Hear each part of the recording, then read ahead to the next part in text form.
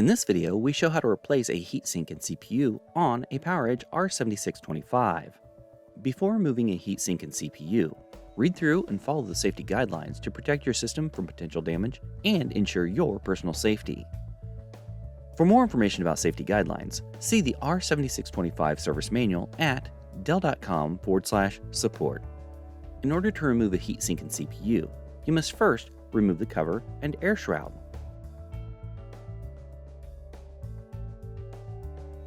To remove the cover, use a screwdriver to rotate the lock counterclockwise to the unlocked position. Next, lift the release latch until the system cover slides back. Then, lift the cover from the system. To remove the air shroud, hold the edges of the air shroud and lift it out of the system. To remove a heatsink, loosen the captive screws in reverse order, using a Torx screwdriver. Then, lift it away from the system. To remove a CPU, loosen the screw to release the retention frame and lift it. Then lift the rail frame by the blue latches. Holding the handle of the processor tray, slide it out of the rail frame.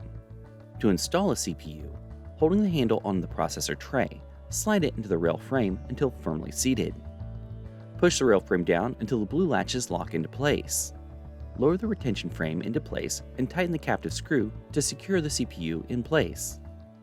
Note: apply thermal grease to the processor before installing the heatsink. However, if you are installing a new heatsink, this won't be necessary as thermal paste will already be applied on it. To install the heatsink, align it with the standoff screws on the system board, then tighten the captive screws in numerical order to secure it to the system board.